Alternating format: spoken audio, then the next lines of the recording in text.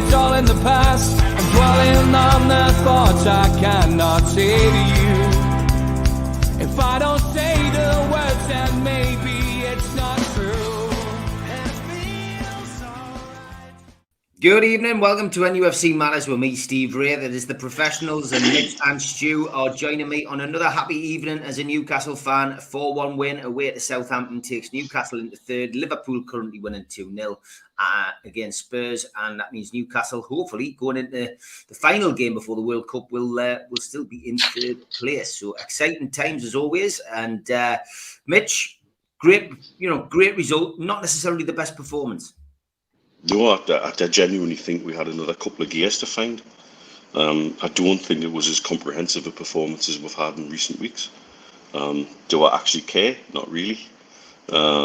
I think when we got the chances, we were very, very ruthless. I think that's one thing. I think that you see the confidence oozing through the players now for them to do some of the things they've done.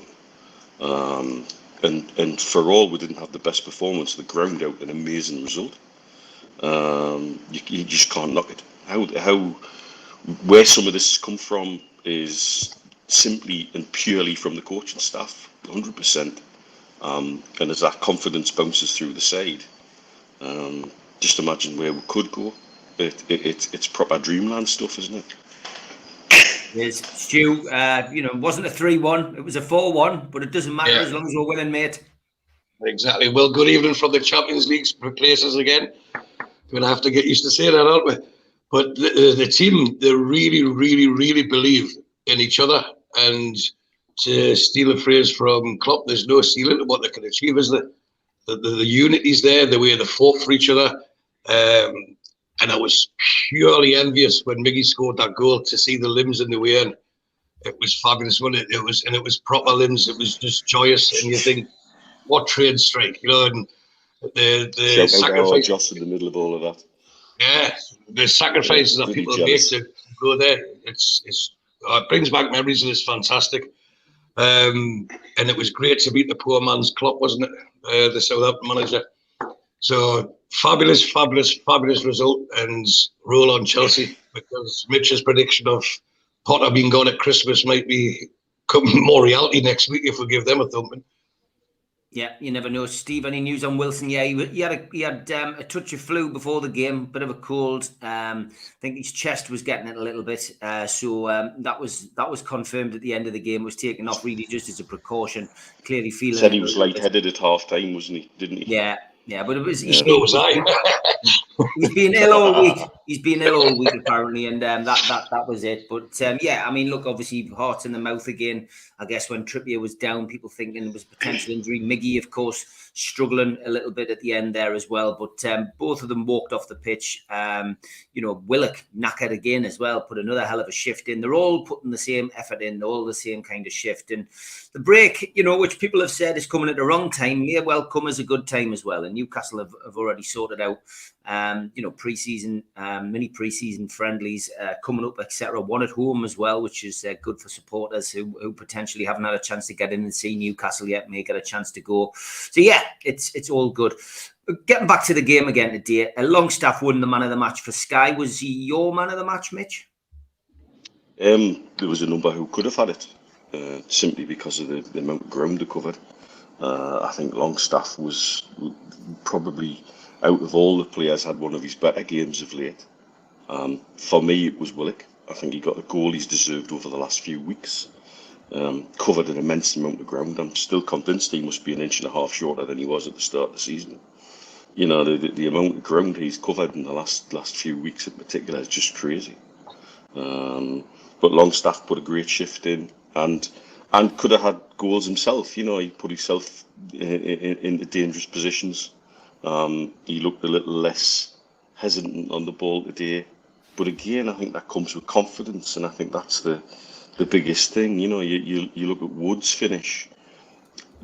If you look at that goal, Wood can only have really seen, at best, the post out of his peripheral vision. So to have the awareness in the box, to know where he is, to know what he's got to do with that ball to give him even a chance of scoring, that's actually quite a difficult skill. and he pulled it off. To use a phrase you only seem to use in football these days, with aplomb. And you know, he sticks it in the bottom corner, and he deserves his goal as well. You know, but it pulled so many different performances out. I thought Dan Burn looked really good at times. Probably Botman was not quite the best performance we've seen from him of late, but I think we'll allow that. And as I say, you know, at the end of the day, it's that ability to grind it out. And we ground out a 4-1 win. What a stupid bloody phrase that is, you know. But at the end of the day, that's what we kind of had to do at times, to just really drop the anchors. And there was a period, the opening 10 minutes of the second half, when Southampton looked quite dangerous, where I think if they had scored then, I think it would have been maybe a different second half. So we got it through there, and then looked comfortable after that again. And so many pull out. I couldn't fault anybody for picking Longstaff as man of the match. Willock was mine, but I think there's probably 3 or 4 in a similar kind of vein. What about you, Stu? Who was your man of the match today? I think Longstaff deserved it. Probably for the second, third game in a row, he's covered the ground. He's put the shift in. He's done the dirty work, and he's proven a lot of people wrong, including myself. And long may it continue. And it was nice. The performance today, it was the lesser lights of the team that's come to the fore and produced the top performances, like the Burns, the Longstaffs, Willocks. You know, they're not the ones that get the glory all the time. You know, it's normally Wilson or Bruno or Nick Pope or whatever. But it just shows as a team, when other people aren't performing at their best, others can raise their game. And you can't fault the performance. And in the Premier League, other teams are going to get chances, but they rarely threaten, to be fair. They had some opportunities, some possession, but our defence looks sound. There was one, actually, it happened once, and then with Botman, and it was one of those where are you moments, you know, where GFK was shot or when 9/11 happened. It was where were you when Botman made a mistake and he gave the ball away. It's that unusual, isn't it? It's that unusual for him to do it. Yeah. But he had 2 errors, and if he has 2 errors in 13, 14 games every season, then long may that continue as well. Yeah, my man of the match. I've got to be honest, I had a big Dan Burn. But for me, I just love watching him play. And again, the doubters, you know, in the media saying that, you know, playing him at left back was crazy. Have been proved wrong again. And I mean, he was almost acting in that first half as an out and out left-sided midfield player. I mean, he was getting up that line, he was taking throw-ins, he was, you know, but he was still managing to get back and defend. And you know, Newcastle with a high press again, and you know, certainly managing to not get out of probably first, second gear and dominate and score goals. You know, 20 odd goals, I think, in 7 games. It's absolutely crazy. I'm sitting doing a commentary this afternoon, Mitch, and it's just the stats keep coming. And seven goals in 7 games for Miggy. You know, the scoring run continues for the young lad. And I mean, it wasn't one of those spectacular goals, but it was just a hard graft that got him the opportunity. And then Maitland-Niles coming in with a bizarre attempt to win the ball. He wasn't sure whether he should go in with his feet or not. He then probably felt he would give away a penalty, so didn't do anything apart from fall on his knees. Miggy put the ball past him, cut behind him, and then just drilled it in with his left. And it's a player with confidence, isn't it? He's outstanding at the moment. Absolutely. And the confidence to finish that. Miggy of last season would have either hit the keeper or put it wide. I don't think he would have put it in. This fella, who seems to be a goal machine clone of Miggy Almiron, cannot put a foot wrong. And it's confidence. It's as simple as that. Confidence. Wood, confidence. His finish. Willock, confidence. You know, I would have loved to see Murphy get something out of this, because I think he was understated today and put a bloody good shift in again. You know, and the amount of times he's gone round keepers and hit the post and it's come out and somebody else has finished it, you know. When I reckon all day long in training he puts them away left, right and centre. But equally, what do I know about football? I was all for putting the SM in at the start. Well, no, he didn't. He started Murphy, and that was the right decision. Absolutely the right decision. And so, and I think as the confidence oozes through the team, players like Almiron are now playing not just with effort, energy, and a smile on their face, but with a supreme confidence. It's chalk and cheese to what we've seen in the last few years, and long may it continue for me. Yeah, that didn't go unnoticed to me, Tom, either. Darlow back on the bench today. Very good to see. Obviously back and recovered. Miggy, the run goes on, Stu, though, and it's just amazing. And it was a lovely little tribute. I'm not sure if you saw it on the coverage that you got where you are, but lovely little tribute on Sky today, again with Jack Grealish at the start, and then just the succession of these video montage. And it was interesting to hear Howe talk about it in the press conference. You know, he said, "Do you think that comment by Grealish was something that is seen this change in form?" And he went, "No." He says he's never mentioned it to me, and I've never mentioned it to him. You know, he's there's a player in there, and credit to Howe for bringing him out. Yeah, but even if I had talked about, I think Howe's too diplomatic to mention that. But Miggy's going through one for coining phrases, as it seems to be the case today. He's going through a purple patch, isn't he? Where everything's falling his way. But he's, just another phrase coming up, he's making hay while the sun shines, isn't he? And Mitch is quite right. Last year, he wouldn't even have the gumption to slip it past him or even roll it into the corner like he did. You know, he would have just swung his leg, probably fell over or knocked it, blazed it over the bar or wide or something like that. So it's fabulous to watch how but his confidence is infectious, like his smile is, and it's bringing the best out of other players and thinking, well, if he can do it. And one of the most telling things about the team spirit for me today was when Chris Wood scored, and only you and me, Steve, I think, are the only two people who have never ever knocked him. You know, I honestly think we would have got relegated without him last season, and for that he deserves as much support as he can get. But when he scored his goal, if you look, if anyone can remember, I watched it purposely, but if you see the way the players went to him and the jubilation and the joy with the players celebrating with him, and it just shows like it meant so much to them. You know, the last time he scored was on my birthday, strange enough, at the Wolves game. So it was great to see him, but it wasn't even just a fluke. You know, it wasn't a penalty. It was a really good natural striker's finish. Had that been Wilson, would have been waxing lyrical about it. If Kane manages to get one back in this game, oh, what a great finish it is. It's a great goal by Chris Wood. And you see the team were all up. The people sprinted 40, 50 yards to celebrate him, to celebrate with him. And in that heavy rain, that takes some doing, to be fair. So it's fantastic, isn't it? You just got to keep smiling. I think we should all be like Miggy now.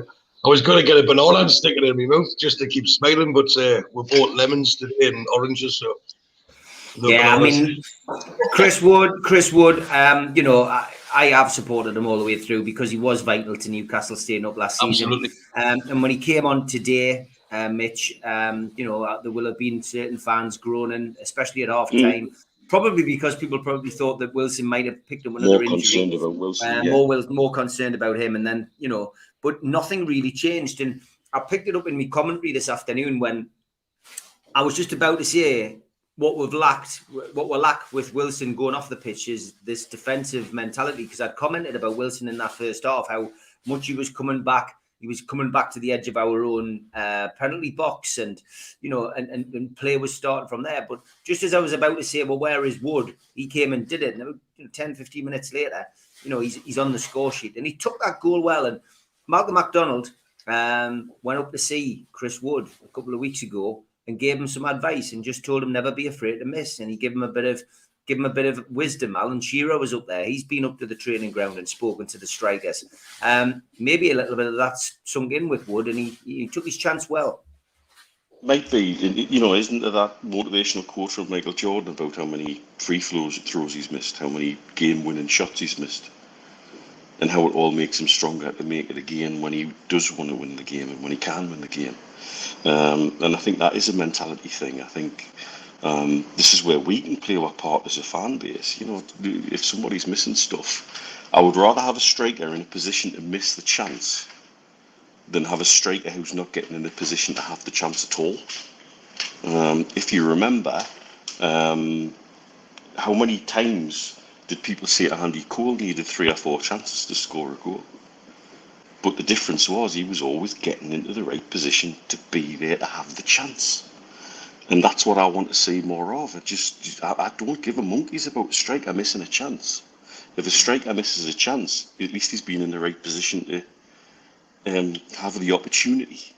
And today, that was a real quality finish. Like I said, I reckon if you look at the goal and you look at the view he must have had out of his position, at best he's seen the post out the corner of his eye.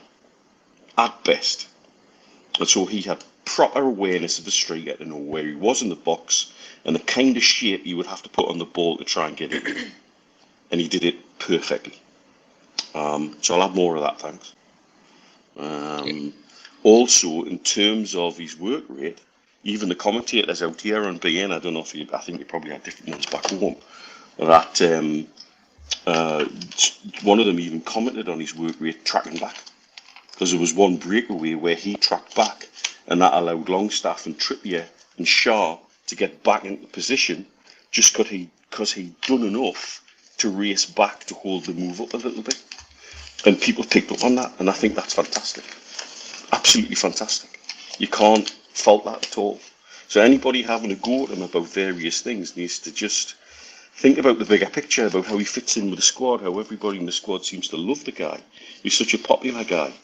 And I think that's what we need to concentrate on, is how this can be better. And it's resulted like today when we lean on the squad, because we have had to lean on the squad today. And they've still done it, and done it easily, with a fantastic result, and everybody's happy. So let's just ride the wave. Yeah, ride the wave. Alan Thompson says 2 records broken today. First time in history we've won at Southampton 2 in a row. Something I pointed out on the commentary this afternoon. 9 games unbeaten, which has broken the Entertainers record of 8. Fantastic, lads. And that's a hell of a start. That's a hell of a start, that, Mitch. Tell you a conversation we had in the bar today with a few. Can you imagine the Entertainers with that back 4 and goalkeeper? Poor aye. But the back 4 wasn't bad that year we lost the league. I always point that out, But it wasn't. This back four is better, I think. Hammered, and it shouldn't. Yeah. But if you can imagine that squad with a back 4 that was that well drilled, that well organised, and a keeper who can command his box a bit, I think it's. I know comparing, we were talking about this before, comparing teams across ages is always difficult and probably a bit silly, really, because the football's very different. But what a fantastic position we're in at the moment, as a club and as a squad and as a fan base as well. What do you reckon, Stu? Well, if you think about Supermarket and Alan Shearer going up to help the strikers like in the last couple of weeks, how blessed are they?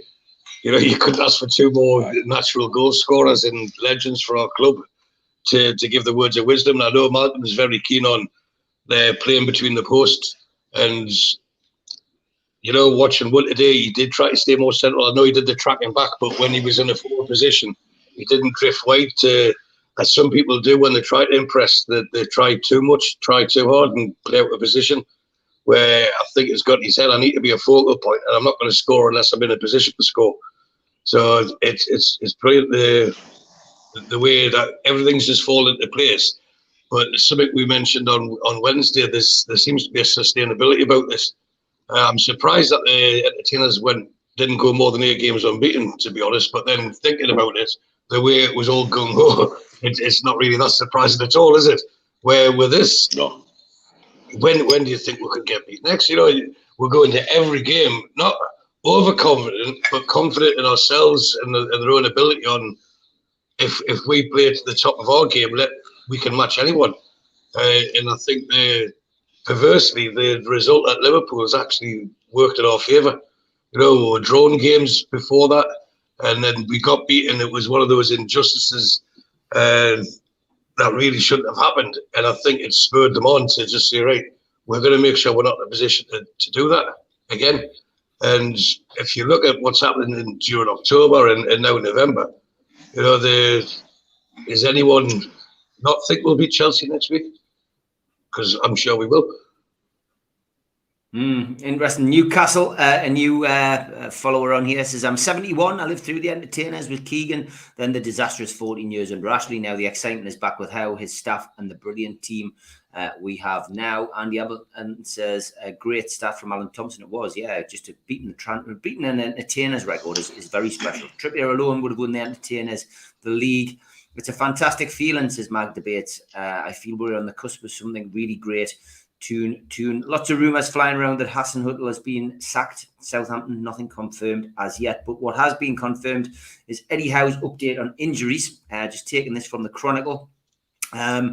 They say that he's not a World Cup concern. Well, he's got to be picked for the team first, to be honest. But, obviously they said that he felt run down in the week and Eddie Howe didn't want to take any chances with him. As for Kieran Trippier, well, he picked up a slight hamstring injury. After the game, Trippier said that he felt it tighten up as he stretched, but he came out in the second half to carry on and he is okay. So that is good news on Kieran Trippier. One would imagine, though, that there will be changes midweek when Newcastle take on Crystal Palace in the Carabao Cup. No need to risk people, I guess, and it will be a bone of contention with some. But we've got a big squad, and it was good to see a few faces get a run out today who haven't really played in recent weeks. Isn't it refreshing though to see players who are honest? Yeah, like Bruno was when he was coming back from injury, and he reached out at 70 minutes and said, "Look, I'm done.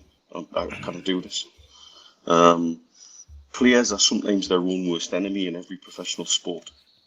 You know, if you look at the way players are dropping like flies in the NFL this season, and they seem to be almost in a position where the high-powered players can overrule the team doctors and play anyway. And then it causes disaster for the team, either because somebody's playing who shouldn't be, or then picks up a worse injury on the result of playing injured anyway, but they told the coach to feel okay. I want players who are honest, absolutely honest. So Callum Wilson's given us the first half, bust his gut, and said, "You know what, I can't do this, gaffer." And so, honestly, he's given the best he can, and then been substituted fairly. This is really important. Trippier probably was keen to stay on, but then he said, "Right, give us the first 10 minutes of the second half and I'll tell you how I feel." And he's been able to play on and play through it, and that's great. You could see him pull up when he stretched, when they had that chance at the end of the first half. But that's all you want, is you want players who are honest enough to say, "Yeah, I don't think this is in the best interest of my team for me to try and play on through this." And I think that's all you want, really. And again, I think that probably reflects the togetherness in the squad. Yeah, I would agree, mate, 100%.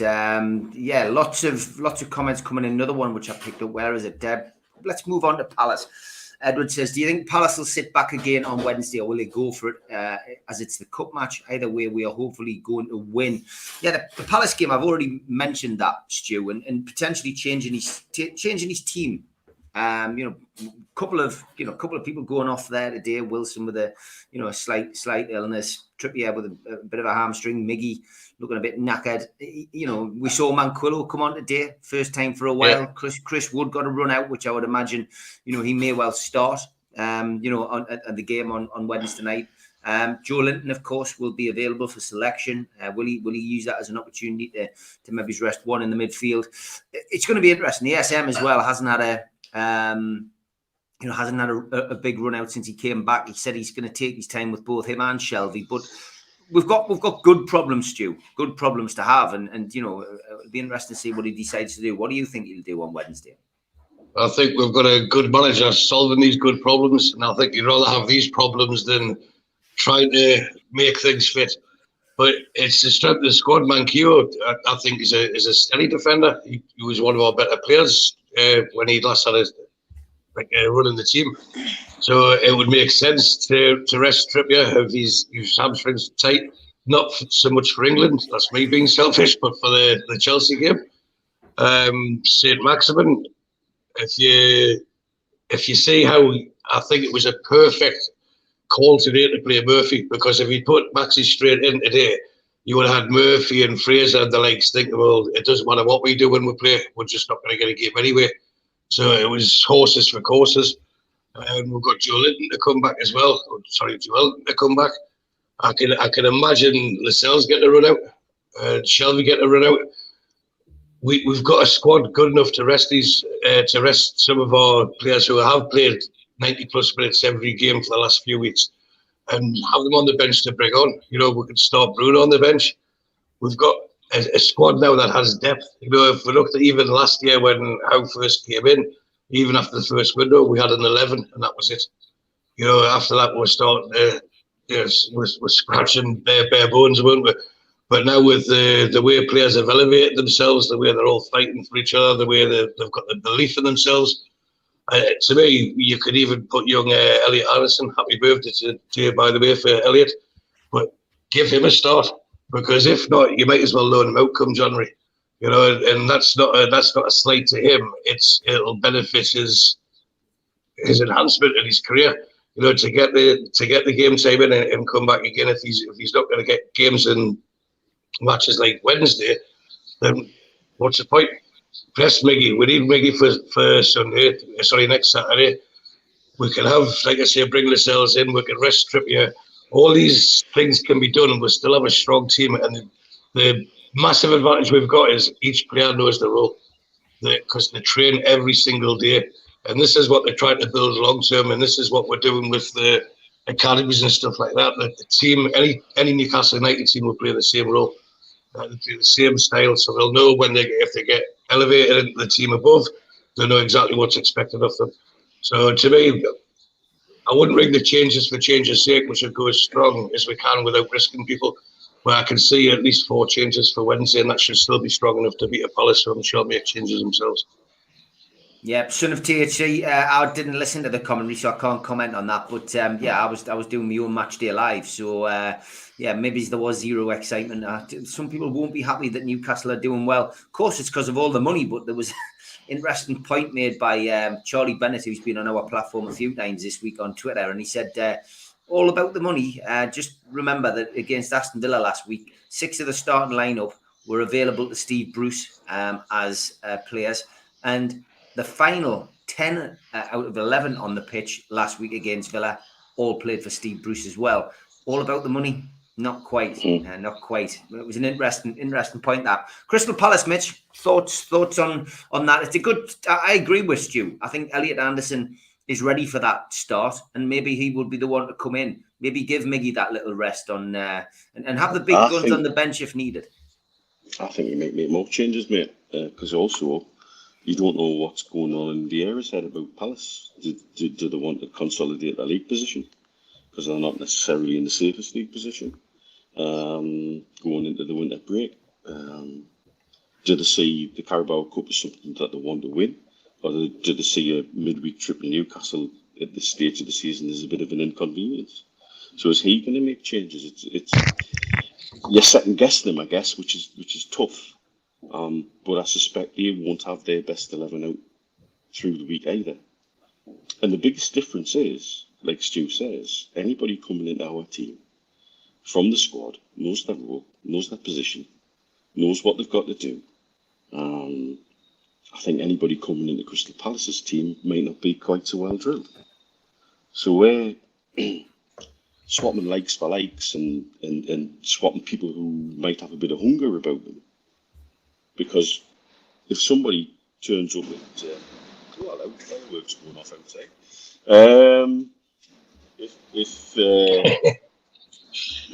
Yeah, wasn't expecting that. I'm on hello. Bees, mate. Hello, tell us hello. Hang on, I'll see if I can get you. See if I can get it in the picture. Bloody hell! Aye. So it's all going on outside. Oh shit. There we go. Now we can see them. What a great view. See that?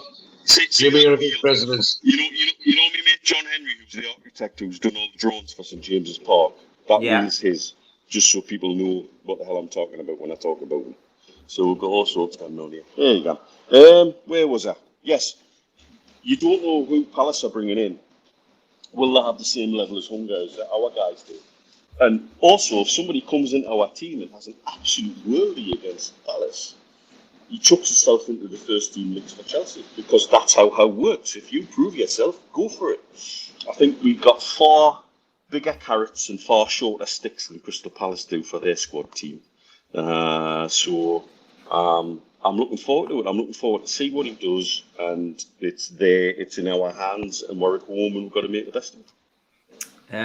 Tottenham, of course, as everyone's seen in the chat, 2-1 now. Managed to get a goal back with Harry Kane, and he's desperately trying to get a penalty here. So we'll keep you posted on that. Still, about 15 minutes left in that game. I'm not sure whether that's gone to VAR. Question from Barry says, Stu, Mitch, who would you sign as backup to Wilson? Who fits the bill with the right attitude, ability-wise?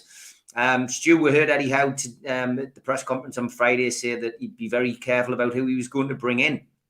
They have to fit the criteria, if you like, for this team, because one wrong signing can upset the apple cart. Well, we've got one league game to go, and then by the time we play in the league again, he's actually be coming back in. But I get the question that Barry's asking regarding cover, and it was something I said during the transfer window. The type of player to me similar to Wilson, but not Wilson's class, and I might be biased with what I'm going to say. He played for Southampton today, Shea Adams. He is one of those selfless runners, and he can finish, and he's quick. And I think he would fit Howe's mentality. And looking at it, from my point of view, would be like, I think he would be not happy to be on the bench, because any professional footballer shouldn't happy to be on the bench, but he'd see it as a step up. And with Wilson's being injury prone, and he wouldn't cost that much, I don't think. And if there's a change of manager, you never know. We may get someone like Shea Adams in as cover. And it's, when the takeover first happened and everyone was, we're going to buy this, we're going to buy that, and we got carried away. But when we bought the likes of the Dan Burns, the Matt Targets, and everything else, they were what the press started label as Phase 1 players, that weren't they? But look at Phase 1 Dan Burn. He's now one of the main starters in the team. So it's, I can understand, and Wood as well. They were brought in to do a job to get us through the end of the season, and within a year or two they'd be phased out. But Dan Burns playing absolutely out of his skin, and he's got better as the season went on, as the season's gone on. And I think Chilwell got injured yesterday. I don't see why I don't see why he shouldn't be in the squad. On performances alone, why shouldn't he be in the squad? I can't name a better English left back at the minute. Any forward you would think would come into the squad, Mitch, bearing in mind that Eddie Howe wants to get the right kind of character, to be the, obviously somebody who can score goals, great, but is he just going to be happy with his act, do you think? He did say Friday that they haven't really looked at names yet, and they certainly haven't talked budget. I think Isaac is the key for me kicking on to the second half of the season. Keep him fit. He's a different option. He's an option who could play with Wilson, could play instead of Wilson. That's the kind of mix we need. Chris Wood has shown today why I'm quite comfortable with Chris Wood in the squad as well. Add something different, and has shown what he can do today. Everybody's seen today what he can do. And again, that's a confidence thing. My place is to improve the squad is not necessarily up front now. I think as long as Wilson can prove that he doesn't have marshmallow muscles and licorice ligaments, then I think we can get him through the season. And I think, he goes to Qatar, in my eyes, every day of the week. If he doesn't, it's scandalous. Absolutely scandalous. And so we have in Callum Wilson somebody who's really special. We've known that all the time. It's the key's been, can we keep him fit? And if we've got another option in Isaac, and we can use Wood judiciously too again, like today, then of course we're going to keep him fit. We're going to be able to say to him, right, give us an hour, we'll change you out or whatever, or we can rest him if needs be in cup games, and get him through the season, because we know, get him through a full season, he's a 20-goal a season player, and plays with a smile on his face. I love that picture of him pointing at Serena Taylor, the club photographer, celebrating a goal the other week. That, if you want to encapsulate what's going on at Newcastle United at the moment in the dressing room, that bloody picture. Because he's not just smiling because of the goal. He's smiling for every single person in that stadium. He's pointing at his club photographer. who we spent time to pick out in the crowd to say, hey, this is for you as well.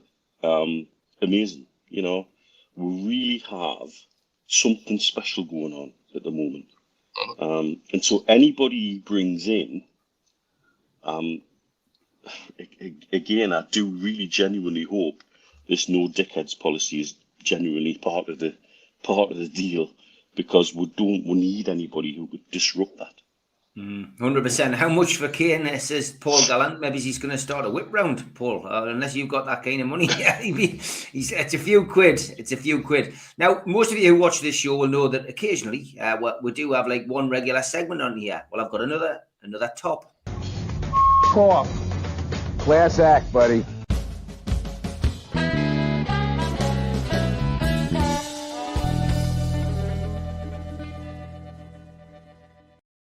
Mike Tyson, is he a collector of football tops? Does he not know which club to support? This one will please you, Stu. Yeah, absolutely. He's a Scotland fan. Aye, and he was proper hard then. No one would mess with him then. That was about 20 years ago, that's my picture.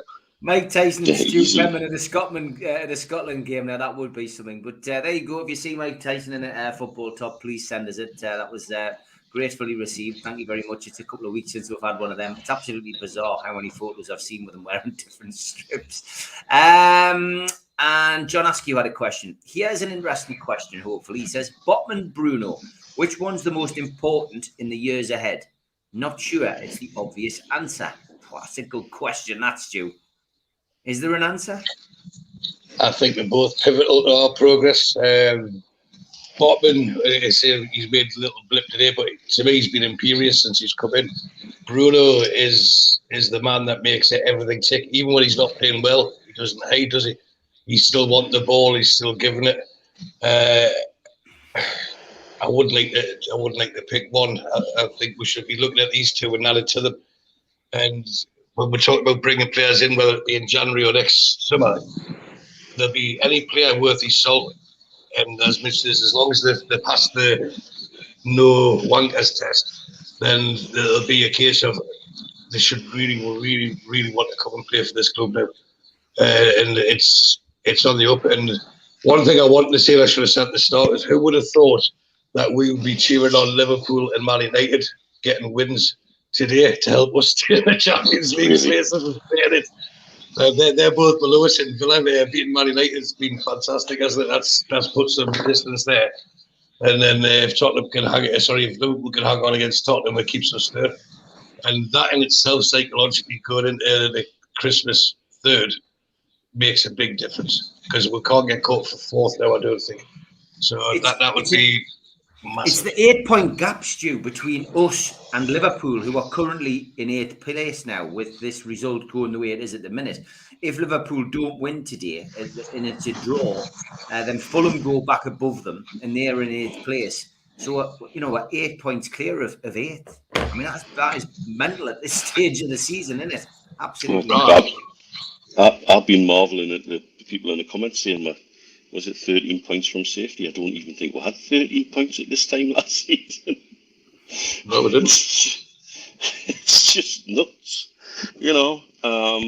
and I think we're in a position now where we can start to let ourselves get carried away a little bit. Let's enjoy it. It's there to be enjoyed. That's what we're all here for. It's why we do all this. If this was misery and drudgery, we wouldn't be doing what we do. And we're allowed in sport sometimes to just dream a bit. And so let's again just ride all that confidence and enjoy it, because the players are certainly believing. And in Botman and Bruno, we genuinely have part of the spine. Let's add Pope to that, and let's add, for the remaining years he's got, Wilson to that. If you keep that spine in there, that's a hell of a spine. And if the two are actually, just because I've never seen us look so comfortable at the back in such a long time, Botman's one of the keys for me. Great question, that. Really good question, PDT. I think we're all getting a feel of the 90s again, 100%. John Justice Allen says, if we are third when the transfer window opens, do we try to sign one of the top team's best players to really announce our arrival as the big player? We can afford it, and it would unsettle the other teams. Mitch, I'll let you go first. You seem to think yes, 100%. Why not? Look, I've talked about this before on other shows. Under Ashley, if we were in this ridiculous position, if you remember when we were there under Pardew, we'd get to a January window and he wouldn't do nothing. He wouldn't spend a penny. And he might even think about selling a few players, knowing that we weren't going to be in relegation trouble by the end of the year, and just consolidate and keep the league, keep the Premiership position. Our new owners see opportunities, not threats, and see a way forward and want to be at the top table of football. And if Eddie Howe does something nuts and gets us to this, it keeps us in this position going forward, we're probably about 4 years ahead of schedule, and that's crazy. They will speculate to accumulate like they do in every other business. They know how to do that like nobody else. They know how to generate profit like nobody else. And they know how to take advantage of a situation where they can be on top like nobody else. Going after somebody huge in January, if we are still in the Champions League places going forward, would be a hell of a statement. And it's the kind of statement I could see our owners wanting to make, in combination with a manager who I think is very selective about who he wants to take. But I think if there's the opportunity there to really make a superb statement signing, I think they'll do it. Stu? Is that right winger at Liverpool? Sailor or something? I think he could be a good sub for Miggy, couldn't he? He could be a replacement for Miggy when Miggy's tired for the last 10 minutes or something. Can you imagine the clamour in the Arab world if we signed him? Oh, it would be, but you know, at the start, there's something that makes we both put forward as a real proposition. That could have happened in the summer, but now with the form of Miggy, they chug out with the cheek and everything else. I don't think we need to be looking to replace someone like that. But when I was going to ask you, when you said that the board would go big, like for a super big signing, who did you have in mind? Because I think this team just needs tweaking. It just needs one, maybe two additions, like how Keegan used to do it. You know, he'd bring one player in, but I don't think he'd bring a Batty in to replace Lee Clark. That would cost us the league. It would be, and if you see the type of player he does bring in, the quality ones, he doesn't throw them in. He eases them in. They get to know his ideology. They get to know the players. They get to know the club ethics and everything else. And they get eased in. So anyone that we sign, I don't think would be coming in to play regular till February anyway. So it's getting the right blend, and we can't not trust the people in charge for the reasons I gave earlier. The Dan Burns and stuff like that, they were just brought in to do a job, and I'd be happy if he was our left back for the next 2 or 3 years on current form. You know, so it's sometimes if it's not broken, why try and fix it? But at the same time, where I think the board will go big is if we do qualify in the Champions League, and they'll understand, then statement signing would be needed, but also squad depth. They would have to, with the Mankilos, the Richies, the Dubbits, etc. These people will be expiring their usefulness to that Newcastle United, although they've been useful in the past. And that's when you say, right, now we can spend as much as we want, because if we are in the Champions League, you imagine what sort of sponsorship they can then justify from this part of the world as well. So it'll pay for itself, but it's a fantastic, wonderful proposition, isn't it? It's a place that we never thought would be as quick as this.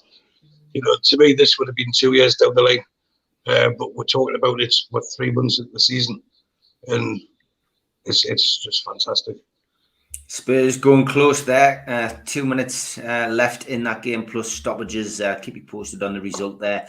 Edward F asks us a question. He says, if we finish in the top 6 this year, which of the corrupt 6 do you think will miss out, Mitch? Liverpool are the favourites for that at the minute, given the points they've got to make up. And they don't seem terribly happy as a squad, as a club. Their manager, for all I agree with his comments to the press through the week about Qatar, is generally not seeing happy things.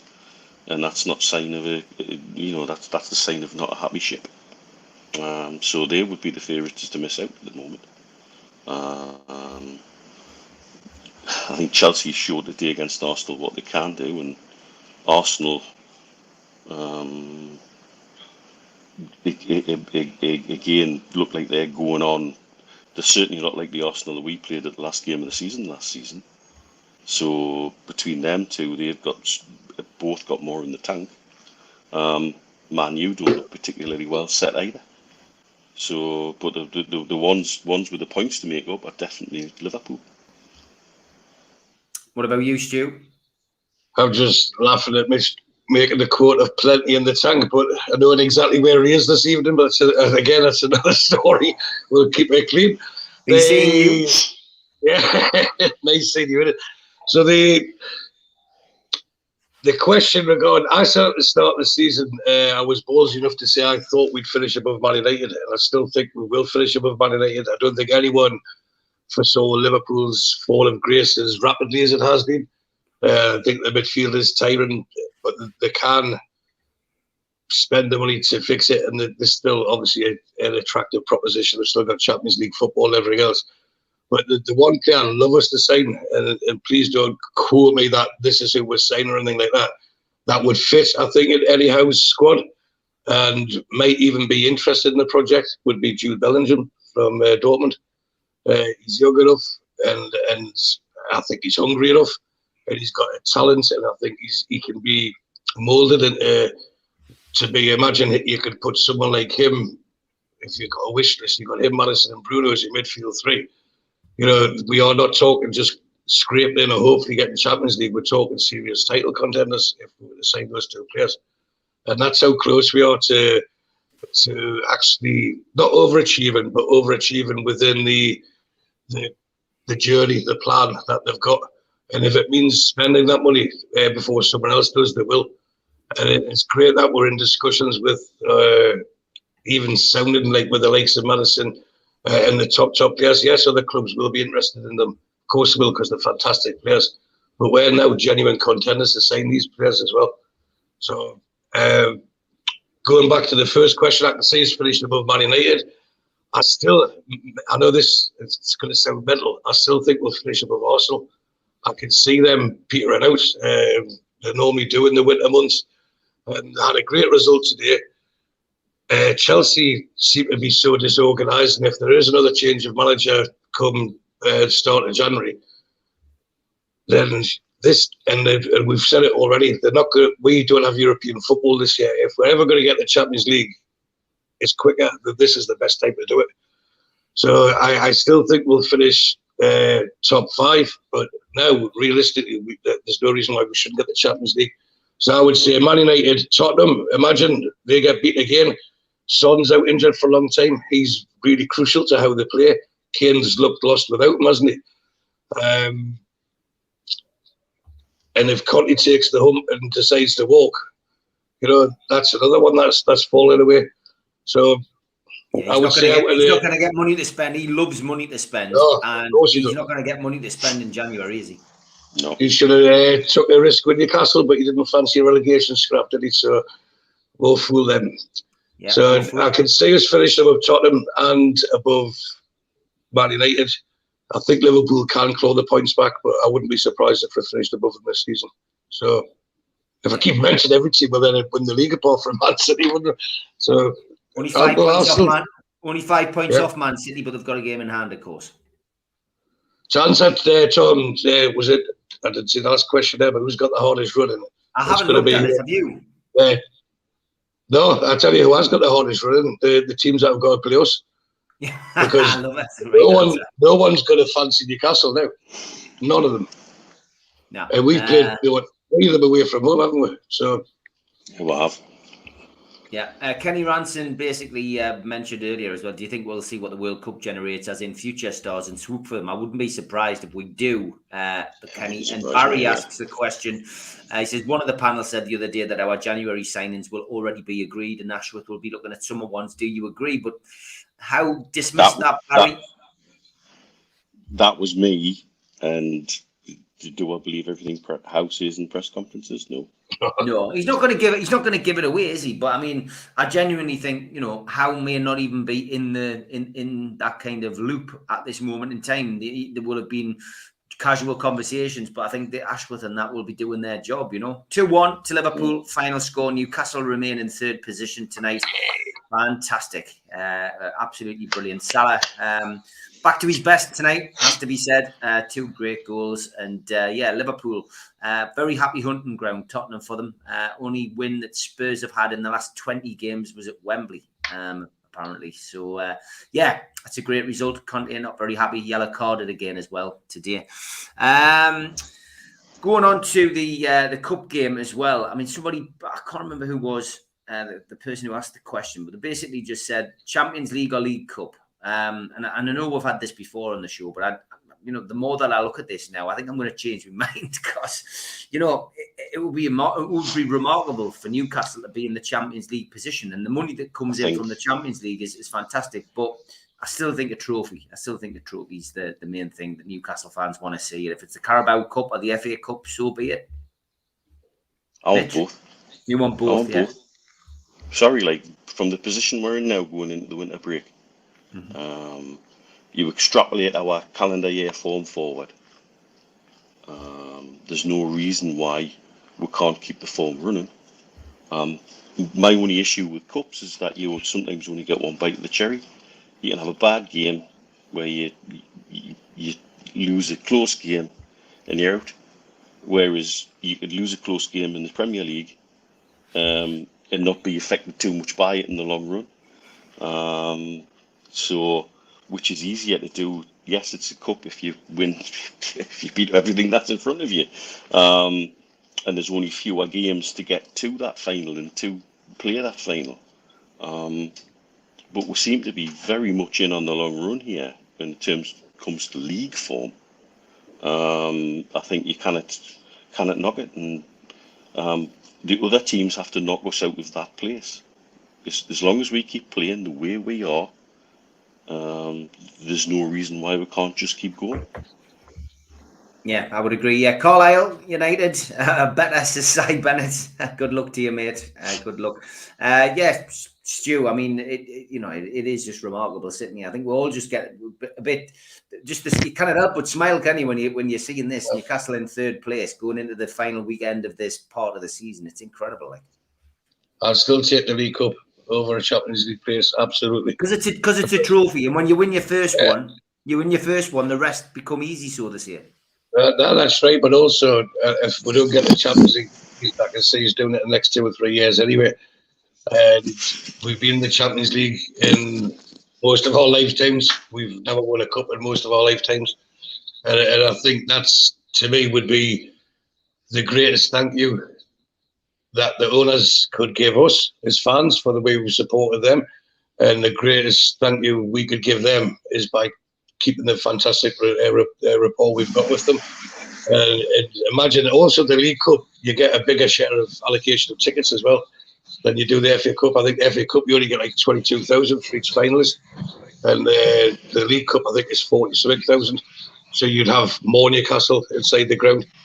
And if you imagine the noise that 3,000 make at St Mary's today, imagine what 40,000 would do at Wembley. So it's League Cup over Champions League. As soon if we win the League Cup next season, that's the question. I'll say Champions League because we've won the cup, but we need to win a cup. You're on mute, Steve.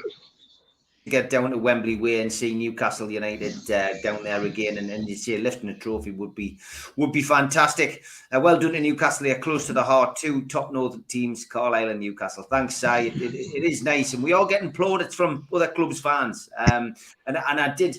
It will be featured, I'm sure, on Tweet of the Week. I'm sure somebody will have picked it up, but big shout out to Chris Sutton again, who was being very determined in his quest to support Newcastle. He went, United up to third place with a stunning performance against Southampton. Manchester United stay in fifth place. I think that's brilliant. As Tom says, 312 watching, hit the like button and subscribe to the podcast. Everyone, thank you, mate. Michael Tiplady says, I've seen them win the Fairs Cup and have had a long wait for our next one. But it's coming, Michael. It's coming. Let's have a prediction, Mitch, from you for the Carabao Cup game against Palace, please. 2-0. 2-0 win. Okay. And what about you, Stu?